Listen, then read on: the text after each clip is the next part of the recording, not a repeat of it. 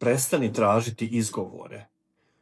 U prošloj lekciji sam ti pokazao notebook LM, kako je to moćan sistem, kako ga moraš koristiti, jednostavno to je imperativ danas što moraš da koristiš, ali si lijena, ne da mi se importovati tekstovi, ne da mi se importovati YouTube, našla sam sjajan YouTube, hoću da učim odatle, ali ko će sada da klikne gore, pa da kopiram dole i tako dalje, to jednostavno ne ide na taj način. U ovom videu ću ti pokazati kako da uz 3 Google Chrome ekstenzije sebi olakšaš učenje i importovanje različitih resursa u tvoj notebook LM. Ćao, ja sam Borislav Vukojević na ovom kanalu AI Tata i ja ti pomažem što vama, tinejdžerima, što vašim roditeljima, da što bolje savladate ono što nas čeka u ovoj AI transformaciji. Ako te zanima više stvari, na ovom kanalu AI Tata imaš videe, imaš moje vlogove vezano za sve što ti je potrebno da učiš uz AI na pravi način. Ne da ti nešto kopira, da ti nešto tamo prevari ili tako nešto, ne. Da postaneš sjajna, da budeš mnogo obrazovana, ovdje imaš materijale za to. Pa, hajde da vidimo šta smo to pripremili, koje su to 3 ekstenzije na koje trebaš da obratiš pažnju. Evo, kao što smo rekli, sad ćemo da vidimo kako možete da unaprijedite, da levelujete svoje iskustvo notebook LM-u, da budete još precizniji, još moćniji i da još više naučite uz ovaj alat. Dakle, u pitanju su 3 ekstenzije, Google Chrome ekstenzije.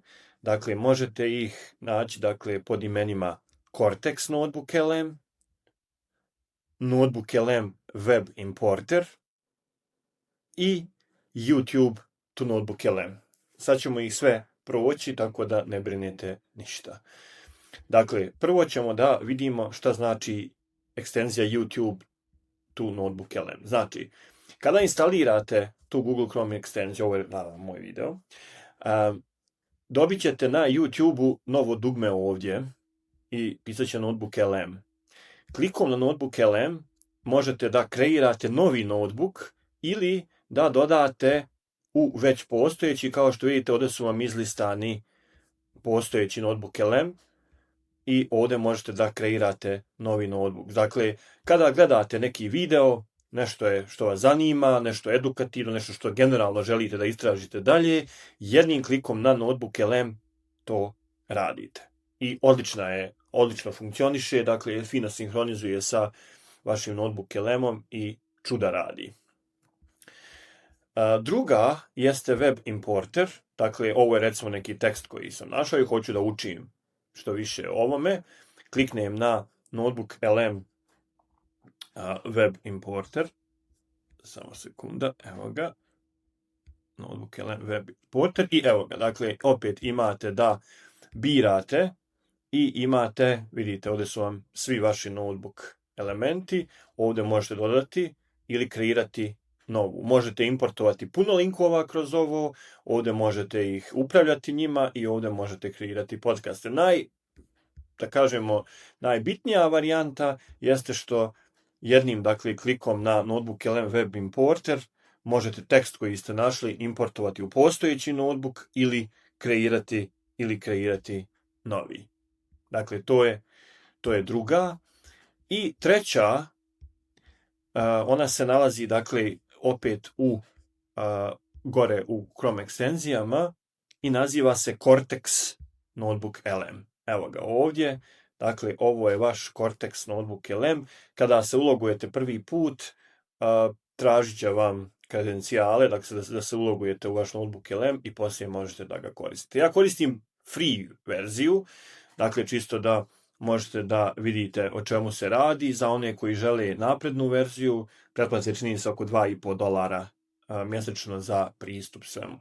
Međutim, ovaj pogled iz Chrome ekstenzije uopšte nije bitan zato što u Notebook LM-u, i sad ćemo ući, dobijate potpuno nove opcije koje nemate bez ove ekstenzije. Dakle, odlična je. Dakle, ovdje vidite jako puno izvora.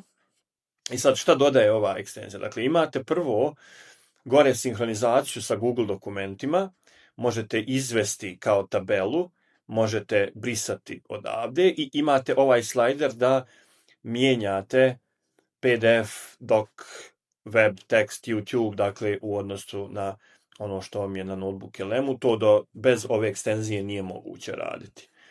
Ovdje imate opciju export, dakle možete da eksportujete kao tekst, PDF, Markdown, ono što je u chatu.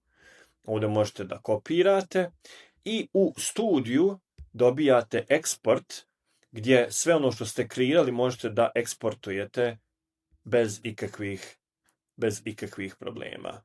Dakle, u PDF-u, u plain tekstu ili u Markdownu.